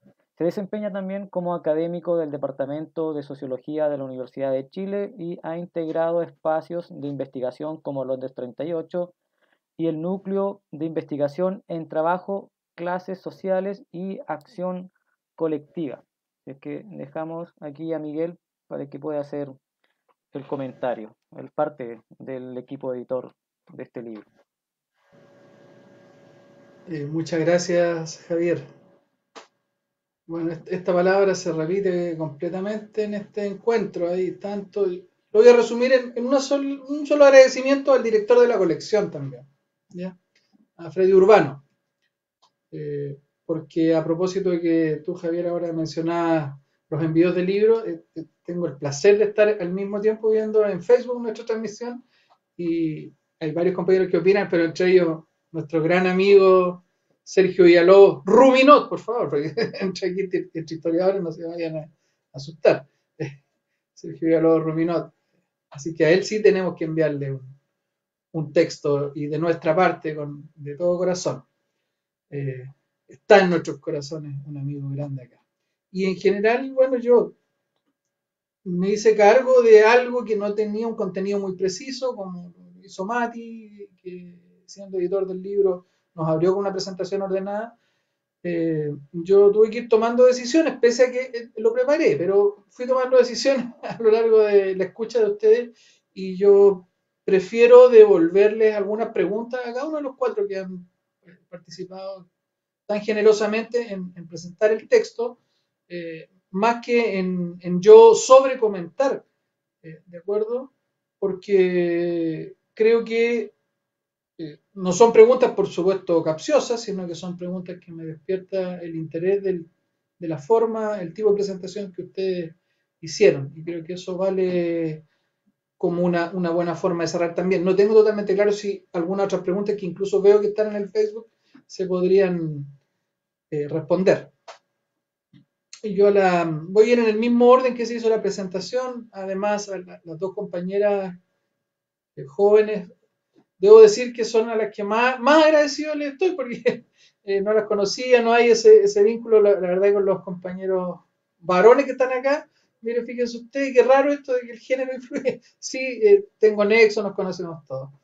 Pero las compañeras que han hecho esta presentación, y muy desde la historiografía, que es la vocación inicial, ahí recién leyeron mi currículum, que me lleva de ser profe de historia a la sociología, pero era por aquello siempre tuve la intención de haberme hecho alguna vez historiador, ¿eh? y mejor historiador con esta herramienta, pero había que comer y la sociología nada más para comer en ese minuto. Además que también, reconozcámoslo, ustedes, la nueva generación de historiadores, estudiantes de historia, le han cambiado el tono a esta cuestión. Antes no era solo luchar por un oficio, sino que era casi por un título nobiliario, entonces tenías que hacer muchas cosas desagradables y que gente que somos de lucha no íbamos a hacer para que algún día nos llamaran historiadores. Había mucha más generosidad en el mundo de la sociología. Hoy día ustedes abrieron el espacio de otra manera. Entonces por eso me conecto con la presentación historiográfica que nos han hecho las compañeras Valentina y bueno, y que también coautora Laura. A Laura las preguntas van a ser simples porque si no me voy a llevar todo el tiempo en plantearlas, pero cuando Laura nos recuerda que una de las características fundamentales de este proceso nos lo ha dado como clave, una clave de lectura, Peter Wynne, al decirnos que hay, junto a toda la novedad del socialismo, de la vida chilena, en fin, todo aquello que ha sido materia de la politología mundial y de distintas vertientes, pero Peter Wynne dice, la cuestión que nos ha notado es el primero en decirlo, por supuesto que muchos más lo han planteado, pero el primero en decirnos, aquí la novedad está en que paralelamente está esta construcción desde abajo, este socialismo desde abajo. Pero al mismo tiempo tú nos señalas, y yo quiero leer más de tus trabajos, que tu foco central es el de las tensiones. Todos estos procesos se dan en medio de tensiones y obviamente que ahí tú no estás hablando de las tensiones normales de que conocemos quienes estudiamos algo de la historia, o sea, y quienes estamos vivos, o sea, sabemos que la historia es tensa y nos estresa, en fin, y todo lo demás. Yo entiendo muy bien que tú te estás refiriendo ahí en un nivel politológico al marco tensionado que se presenta en un proceso con pretensiones de transición del capitalismo al socialismo. Entonces, este mismo vector que tú anuncias, la característica de que haya algo construyéndose con una orientación específica, que es el desde abajo, y siendo que hay gente buena, estoy en una fase de simplificar mucho mi lenguaje, hay gente buena en el arriba también, ¿cierto? Allende no es un mal tipo. Quienes están allí no son los sátrapas que hemos conocido después en la dictadura y en la transición. No nos vamos a quejar de ello. Por muy mirista que uno se siga sintiendo todavía en el resabio, por muy revolucionario y antirreformista, no podemos caer en aquello. Pero entonces, ¿cómo articulas tú esta cuestión de esta centralidad del abajo, de la direccionalidad abajo hacia arriba, con esta preocupación de análisis que tú tienes por las tensiones? ¿No es esta la tensión fundamental acaso, te pregunto? Y a Valentina va a parecer fácil mi salida, porque ella parte ofreciendo una respuesta del por qué hoy estudiar el poder popular y nos da también esa respuesta. Solo que, como a mí me parece satisfactoria, yo le quiero a Valentina sí reconozco que soy un poco más mala onda, porque le voy a poner para mí un problema que es grueso, que es estudiar el poder popular hoy. ¿Para qué? Procesos de empoderamiento de los sectores populares, procesos donde la correlación de fuerza era muy distinta, donde se alteró en favor de las capas populares. Ya, tú nos lo has mencionado. Pero ¿qué valor tiene eso hoy día cuando los dos candidatos de izquierda, los dos precandidatos de izquierda, en las primarias, estoy hablando de las primarias, yo apoyé a uno de ellos, yo apoyé a Jadwe, no sé si trabajé mucho, pero lo que me dejó dado vuelta fue cuando los dos candidatos se tiran con el tema de la gobernabilidad. ¿Cuál es el problema político? Gobernabilidad. Eso es lo que refleja seriedad. O sea, en un contexto donde la izquierda ha avanzado gracias a los movimientos populares, gracias a la desarticulación que provoca el 18, y entendemos que la izquierda encuentra su espacio, entendemos que la izquierda también ve que es su minuto, pero vuelve a entrar esta palabra como cuestión fundamental. Tenemos que acreditar si nosotros le vamos a dar gobernabilidad a Chile. Y eso lo hicieron los dos candidatos, ¿no? El que yo apoyé y perdió y el que ganó. Para mí era más natural que lo hiciera el que ganó y es natural que siga haciéndolo ahora. Entonces, en un contexto de ese tipo, ¿qué sentido tiene estudiar por popular cuando la izquierda misma te está diciendo que su problema es la gobernabilidad, darle gobernabilidad a la sociedad? Con Raúl, más sencillo, con Raúl sí que me gustaría ser derechamente mala onda, pero no me da. No, en realidad yo te quería pedir, sí, por Raúl, que tú lo vincularas con la preocupación legítima que tiene Laura también sobre las tensiones estas que se desarrollan, y que yo creo que tú, al presentarnos a nosotros y al hacer también tu propia interpretación, las terminas aumentando. O sea, cuando dice hay dos tipos de poder popular. Todos. Antes uno entendía que era la vía institucional, Allende, el tribuno clásico y el poder popular, otra cosa que normalmente se le adjudica a la izquierda revolucionaria. Pero tú dices, dentro del poder popular hay dos poderes populares. Bueno,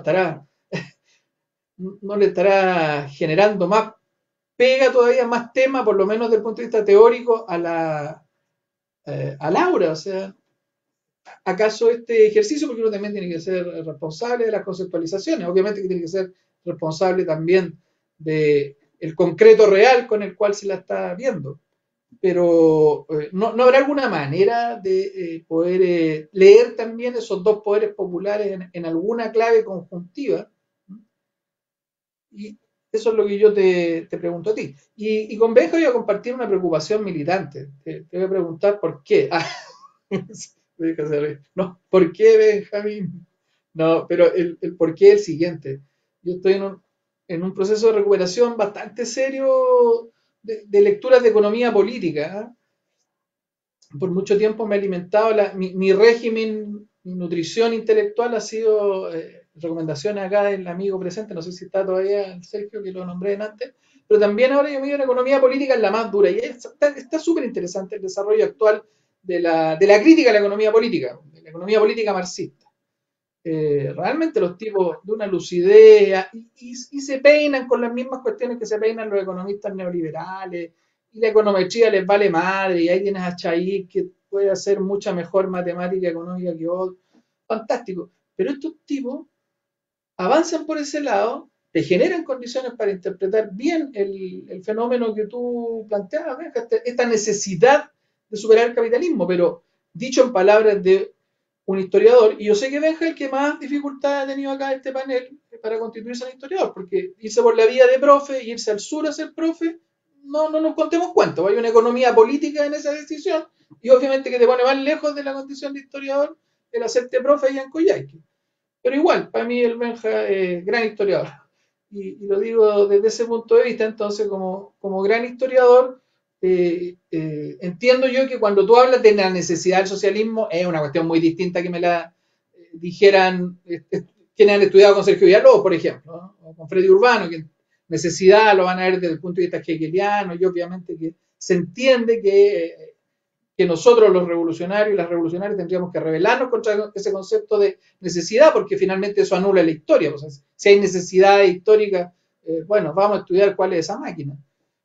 Pero tú pones ahí la necesidad del socialismo y lo entendemos. En boca de un historiador joven como tú, se entiende que están medidas todas las cosas que nos posibilitaría, todos los sufrimientos concretos y reales que estamos hoy día padeciendo y que nos solucionaría el atenimiento al socialismo. ¿Eh? Por vago que todavía parezca la noción de socialismo. Pero ¿cómo diantre se puede explicar que si tenemos esa necesidad de acceder al socialismo, la mejor crítica que hoy día se está haciendo, la crítica no moralista al neoliberalismo, la crítica estructural de estos nuevos economistas políticos, son reaccionariamente contrarios al Marx que valora la Comuna de París? O sea, lo que tienen en común estos personajes, bueno, excepto algunos, pero de mi última lectura, todos ellos, el Marx que vale es el Marx del capital, el de los capítulos inéditos y los de los no inéditos, bueno, toda esa exégesis que hay ahí, que uno ya lo podría criticar desde ese punto de vista, pero a mí me interesa porque me describen bien un panorama de la mecánica del capitalismo actual. Pero los tipos, digo tipos porque normalmente son hombres acá, hay algunas mujeres, pero las mujeres no tienen esta definición, por ejemplo. Son reaccionarios con el tema.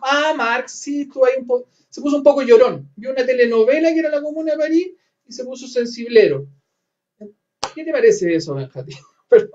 Yo les devolví esa consulta, no sé si era la manera correcta. No, pero me encantó, sí. Una improvisación. Muy bien, muy pero bien no porque no tuviera algo mejor, ¿eh? Igual si quieres lo que tenía se los leo, son media hora sí de lectura. No, me gustó bastante la pregunta, creo que es tremendamente pertinente y voy a tratar de hacer una relación de la respuesta con el texto. Javier, sí, dime. Sí, lo que pasa es que para ir cerrando esta actividad, está bien lo que planteó ahí Miguel, dejó esas preguntas, yo voy a sumar una pregunta que está en el chat. Solamente quiero sumar esa pregunta que está en el chat para que quede acá. Acá no especifica, sé que está destinada a alguien del panel, pero si alguien se quiere hacer cargo acá, pueden ser los editores, como también las comentaristas y los comentaristas lo pueden hacer. Así que voy a dejar planteada esa pregunta para sumarla. Incluso la puede responder Miguel también, que dejó planteada pregunta, le podemos hacer esa pregunta también a él, que está en el chat. Como también en base de sociológica. Yo la vi ya, pero yo no... Dice... yo no fui. Dice, se han despolitizado los movimientos sociales. Es una pregunta, dice, convirtiéndose más en movimientos gremiales, incluso aquellos que atacan algunos aspectos del neoliberalismo. Es una pregunta que deja ahí un tal Duarte, así se denomina, un tal Duarte.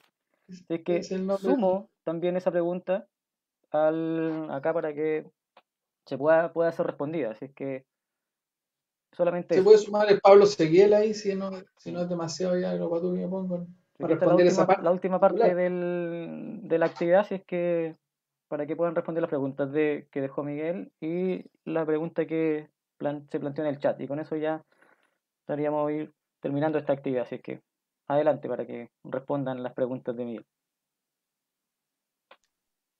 Bueno, voy cortito nomás para no apagar el impulso y continuar con el resto de las preguntas.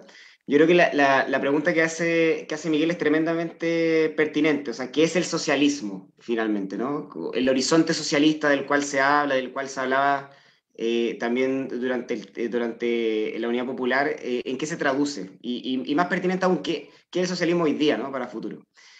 Yo creo que, como lo planteé en la presentación del libro, y yo creo que está un poco implícito en los artículos, el modelo instaurado por la Unidad Popular sea universalizado. Es decir, la transición al socialismo hoy día no se comprende sin el estudio, ¿cierto?, del proceso y el proyecto de la Unidad Popular. Es decir, la Unidad Popular universalizó la vía institucional al socialismo.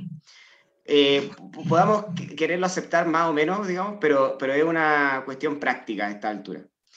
Ahora, el que se haya universalizado la vía institucional del socialismo significa de que hay que resolver desde la izquierda la relación entre el poder popular y lo institucional desde un gobierno popular o desde un Estado, ¿cierto?, conquistado por fuerzas socialistas. Y digamos, en esa relación entre poder popular e izquierdas, es que el libro busca desentrañar eso. Yo creo que en esa relación está la construcción del socialismo. Lo que el socialismo del siglo XXI llama, y Marta Harnecker llama el protagonismo popular, ¿cierto?, como una clave para entender el socialismo actual. El socialismo del siglo XXI, creo que hay ciertas luces.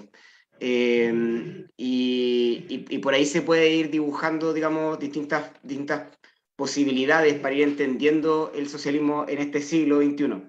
Pero hay que entender que así como la Comuna de París marcó el ciclo del siglo XX, actualmente fue la Unidad Popular la que marcó el siglo XXI. Y no fue la Comuna de París. Ya eso, digamos, ¿cierto? La revolución vía armada, por decirlo así en términos bien concretos, ya dejó, ¿cierto? Ya pasó. Ahora, eso no significa que una revolución deje de estar armada, ¿cierto? Una revolución institucional. Uno de los dilemas, de los grandes dilemas de la vía institucional al socialismo, sin duda dice relación con el tema del poder armado y el tema que trabaja mucho en los textos de cómo superar la normatividad del Estado liberal, ¿cierto? Para que no caigamos en la misma trampa del Minotauro, ¿no? De que finalmente salir del laberinto implica que la misma lógica del laberinto te obliga a meterte nuevamente dentro, ¿no? Y pagar los costos de salir de esa lógica.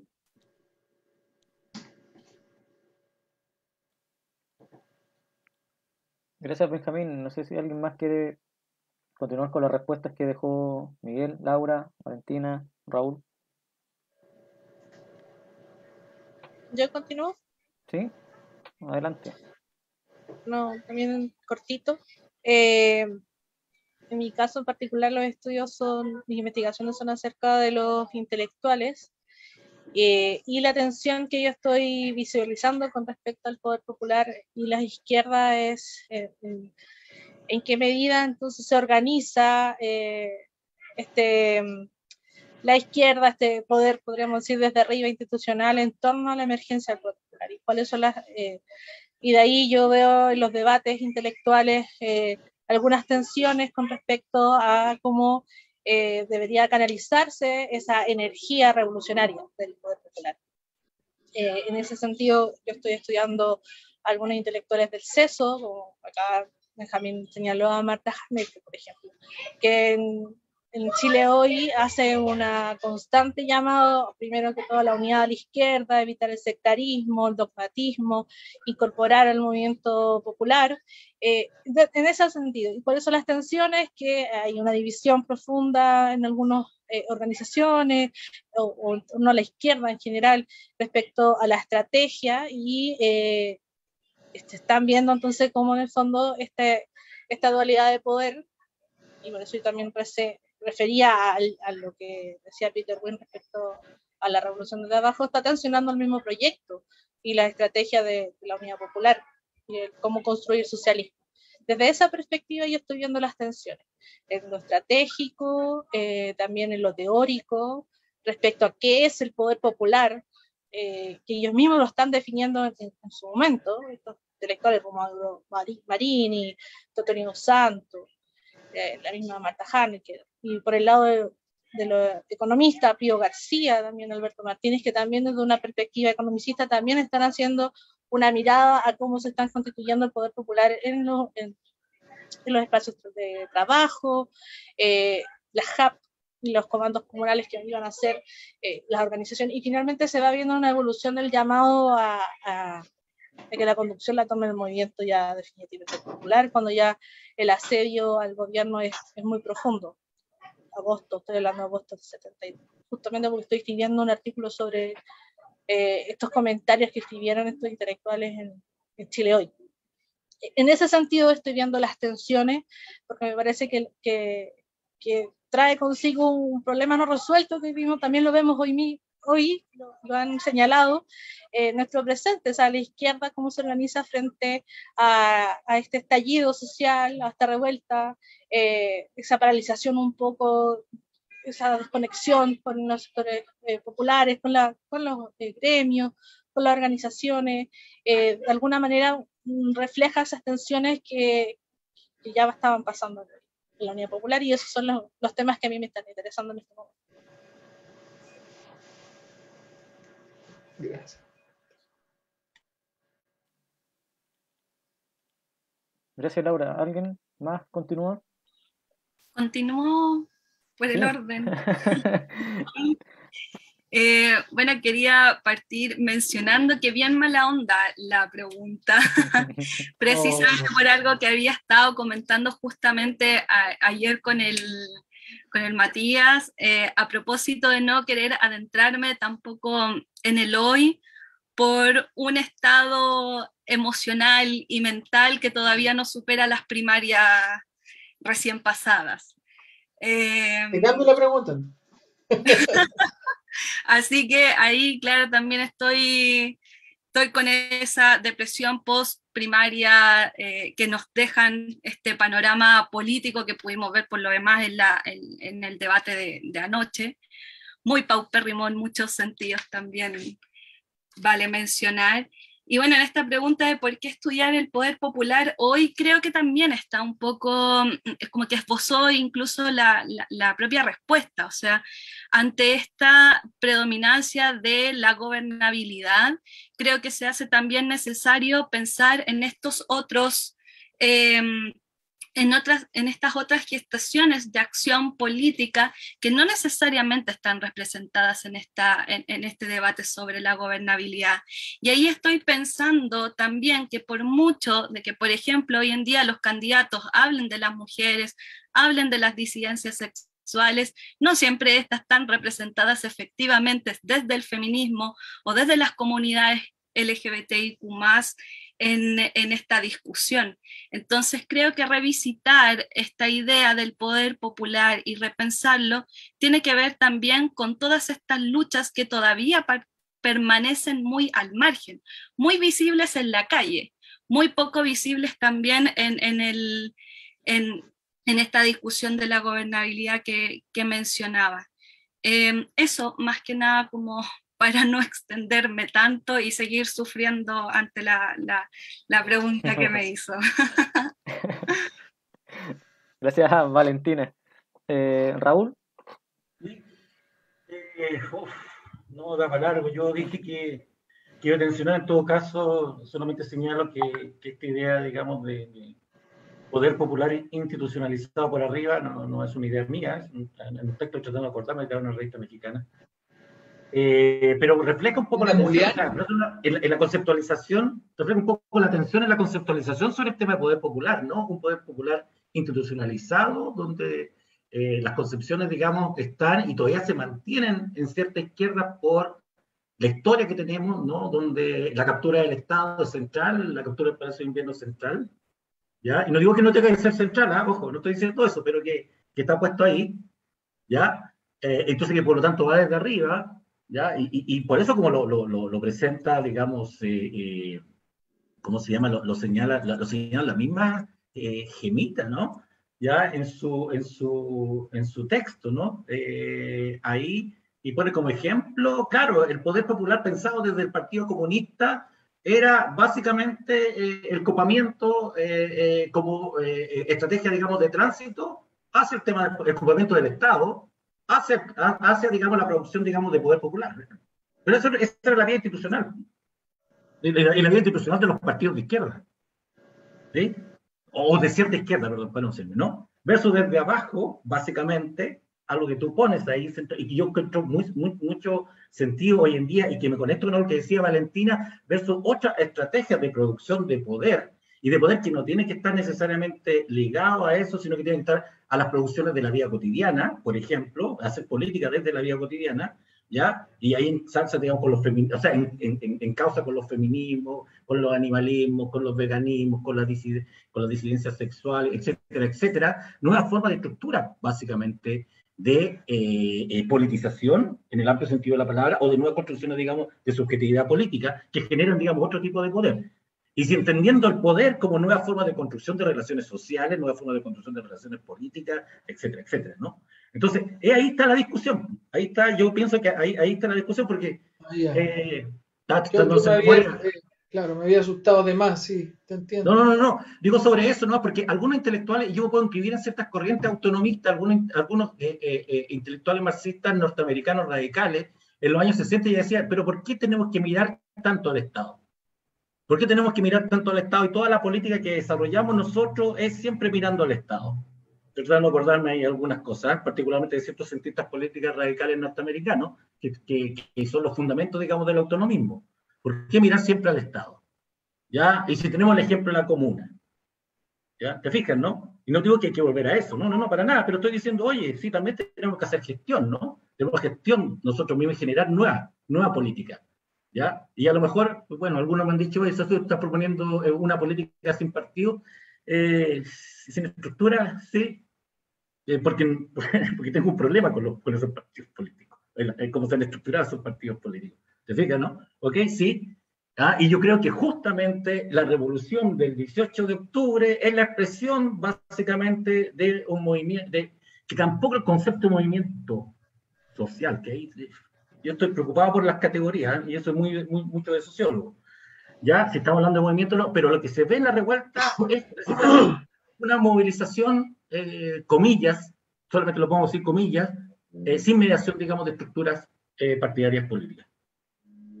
Y que pueden caber en la definición que tú hiciste, digamos, de politización. ¿Ya? Que pueden caber en esa definición.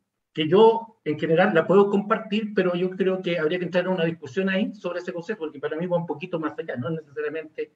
Me parece muy interesante. Voy a releer tu texto y algunas otras cosas que está escribiendo Miguel sobre eso, y particularmente lo que bien describía, digamos, Benjamín, ¿no? ¿Ya? Y que está ahí, ¿no? En tu texto, ¿no? Pero entonces esa es la preocupación, porque nuevamente, aprovecho que como bien Valentina decía, no quiero ponerme en la coyuntura, pero si hubiese estado Jadwe puesto como candidato a la presidencia, ¿y qué tendríamos? Bueno, sí. ¿No? Entonces, claro, que ahí está la tensión. O sea, porque o íbamos a revivir de nuevo lo mismo, ¿ya? Sí.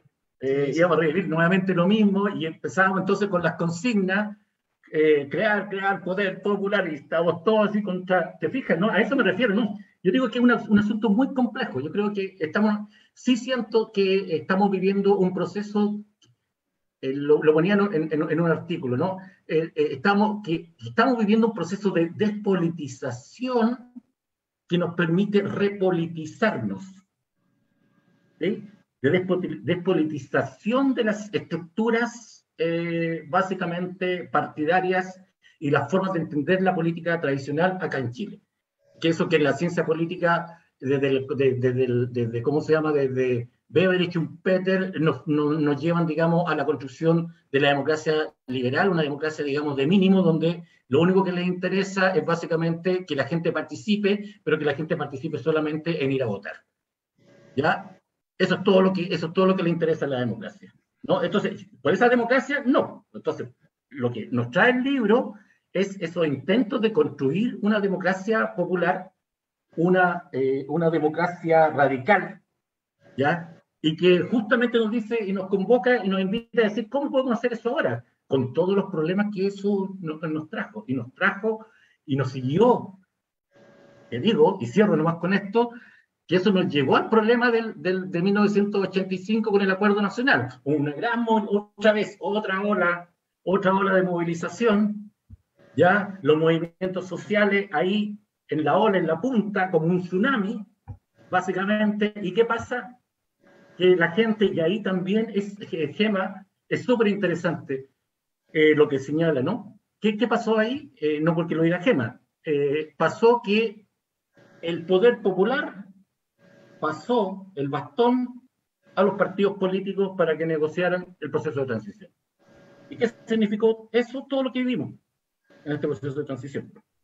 Entonces, al parecer, como dice Gema, no lo sé, no lo recuerdo exactamente, ¿ya? Al parecer, y lo cita, digamos, en sus últimos, ¿cómo se llama? En alguna parte, las organizaciones de izquierda, ya que representaban, comillas, los sectores populares, no tenían la necesidad real de emprender una lucha radical, ¿ya? Y que por lo tanto nosotros como sujetos y como actores, ¿ya? Básicamente a lo mejor está siempre la tendencia a incorporarnos básicamente a la contienda redistributiva, ¿no? ¿Ya?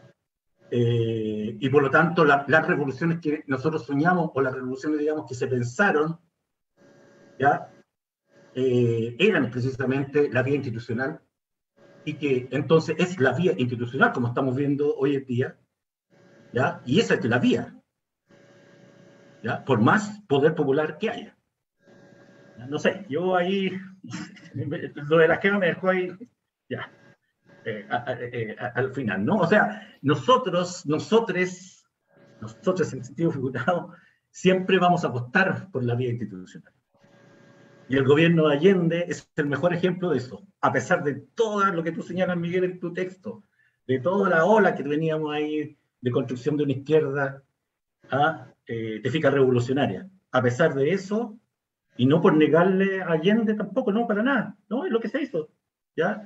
Terminamos básicamente con un gobierno socialista, como bien decía Allende, con vino y empanada a la chilena, ¿ya? Con vino y empanada. Y claro, y acá en el texto, digamos, de ¿cómo se llama?, de Tomás Mulián, que cita una cita, digamos, de la entrevista que le hizo Regis, ¿no? Dice: a los aficionados a las epopeyas, ¿ya? En el texto de Regis sobre la entrevista Allende que le hace el 71, a los aficionados a las epopeyas les ruego ir a tomar sus vacaciones a otra parte. La ilusión lírica no tiene cabida en Chile.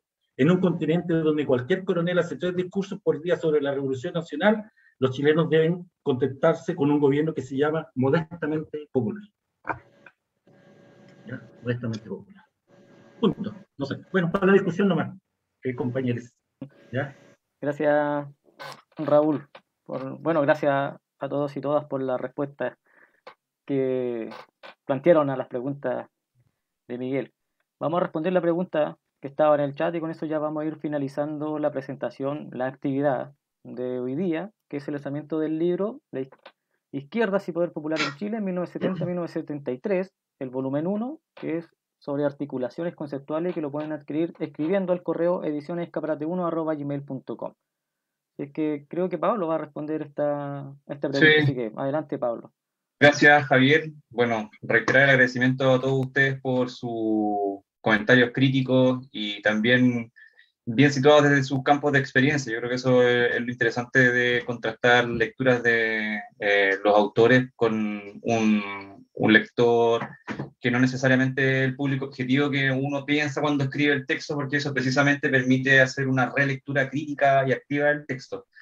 Y en ese mismo tenor yo creo que para poder situar una respuesta a la pregunta que nos hace el compañero en el chat, que creo desde el inicio que es una respuesta que no la voy a poder dar en esta oportunidad, porque creo que es parte de un ejercicio colectivo de articular e imaginar una respuesta política a esa interrogante del hoy, de este presente.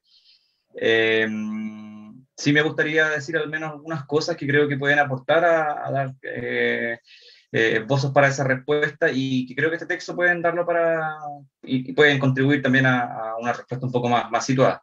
Yo creo que en primera instancia lo más relevante es que cuando nos referimos a este concepto, el poder popular, tenemos que tener en consideración siempre el riesgo del anacronismo, es decir, de traspasar la experiencia de la década de los 70 al presente y tratar de leer nuestro presente, nuestro siglo XXI, nuestra composición del mundo popular del siglo XXI con sus prácticas políticas, culturales, en las claves de la década de los 70. Yo creo que ese es un elemento súper complejo. El anacronismo siempre es un riesgo desde el punto de vista que se tome como referencia la experiencia del pasado para medirle el nivel de politización del presente. Y yo creo que no podemos hacer una lectura anacrónica del poder popular hoy. Eso como primera cosa. Como segundo elemento, creo que desde ese mismo punto de vista, el texto lo que nos contribuye, lo que nos aporta, es precisamente a una herramienta de contexto, para, en primera instancia, entender que el concepto de poder popular en la época no estaba clausurado. Raúl lo ha enunciado, lo han enunciado también otros colegas. Existía una, digamos así, una disputa política por la representación de lo que era lo popular y cómo era el poder de lo popular, ya sea la estrategia de lo institucional o una estrategia rupturista. Entonces yo creo que en segunda instancia recuperar esa idea de que el concepto no era un concepto cerrado, sino que era un concepto en disputa, y que precisamente en el contexto de la coyuntura de la época se lo fue dotando de un contenido específico. Y lo tercero, que yo creo que es muy relevante para poder pensar en clave contemporánea este fenómeno, es que lejos de la interpretación racionalista de cómo se construye el poder del demos, lo que nos entregan estas lecturas es que muchas de este poder colectivo se va construyendo en una práctica colectiva de la politización, que con posterioridad se le va dotando de un sentido, de un discurso que trata de darle un alcance y una representación específica. A lo que voy con esto es que cuando se comienza a elaborar colectivamente el contenido y la forma del poder popular, no respondió a una elaboración intelectual que anticipó a las prácticas, sino que precisamente fueron las prácticas colectivas del movimiento popular los que alimentaron las elaboraciones intelectuales de la época, y en ese ejercicio sinérgico entre prácticas y discursos se fue dotando de contenido el desarrollo de este concepto que podemos llamar poder popular. En relación a esos tres elementos, y tomándolos con el resguardo que les comentaba de no hacer una lectura anacrónica para el presente, yo creo que lo que podemos tomar como una referencia, como una herramienta, y quizás como una ayuda mental para nuestro presente, es que nunca tenemos que perder de vista cómo se sitúa en el hoy este demos, este pueblo, qué es el mundo de lo popular hoy, sin una referencia a sus interseccionalidades, como señaló Raúl, como señaló también la Valentina, a sus composiciones de clases, a sus anclajes de valor, a sus emociones, porque al final del día es precisamente esa mayoría que no nos gusta la que precisamente terminó votando al candidato que a nosotros nos gustaba más porque respondía a nuestra radicalidad política, pero esa mayoría de lo popular votó por otras claves distintas y se movilizó y le dio la victoria al candidato que no queríamos que ganara. Entonces, yo creo que esas problemáticas no las vamos a poder sustituir haciendo una transposición de la experiencia del pasado. Yo creo que son problemáticas que hay que ir a disputar en la política del presente, y eso precisamente nos pone la exigencia por dotar intelectualmente a la práctica de lo colectivo hoy de un discurso y de una estrategia política que permita ir rompiendo los límites de lo posible, porque yo creo que precisamente la gran clave que tenía el poder popular en la década de los 70 era que precisamente permitió ampliar los límites de lo posible. Así que, habiendo hecho esos resguardos y anticipando que no creo que pueda responder esta pregunta porque es una respuesta que es eminentemente política y colectiva, nada más que dejarlos invitados a que se interesen en la lectura del texto, puedan adquirirlo, se contacten con Javier y con Ediciones Escaparate, y desde ya anticipar que se viene un volumen 2 con otros textos que forman parte ya más de experiencias específicas, no tan canónicas dentro de estas discusiones de construcción de poder popular. Eso. Muchas gracias, Pablo, ahí también quedó la invitación a que hay un segundo volumen pronto, así es que sigan las redes sociales de Ediciones Escaparate para que puedan tener la información, para que también se enteren de cuándo va a ser esa segunda presentación, la presentación del segundo volumen, que vamos a estar anunciando a través de las redes sociales, tanto esa presentación como otras que se vienen en los meses de octubre, noviembre y diciembre, así que atentos y atentas a las redes sociales. Y para despedir, yo les quiero agradecer a cada uno y una de los participantes de este panel, a Miguel, a Benjamín, a Raúl, a Laura, a Valentina, a Pablo y a Matías por haber estado hoy en la presentación, en el lanzamiento del libro que se titula Izquierdas y Poder Popular en Chile entre 1970 y 1973, que es el volumen 1, que corresponde a lo que es articulaciones conceptuales, y es que le agradezco a ustedes por haber participado en este panel y con eso me despido y nos estaremos viendo. Sí, Miguel. Javier, me da un minuto nomás porque como yo dale. sigo atento al Facebook, es que escucho, un tremendo maestro de estos temas nos dejó una consulta ahí y yo entiendo que Mati le va a hacer una invitación, que es Carlos Sandoval. No sé si será el mismo Carlos Sandoval enviado, capaz que no sea, pero me pasó la película de Carlos Sandoval enviado. La pregunta está ahí en el Facebook, yo creo que tenemos que abrir un espacio para que él mismo nos ayude a responder, que es el lugar del partido en la cuestión del poder popular.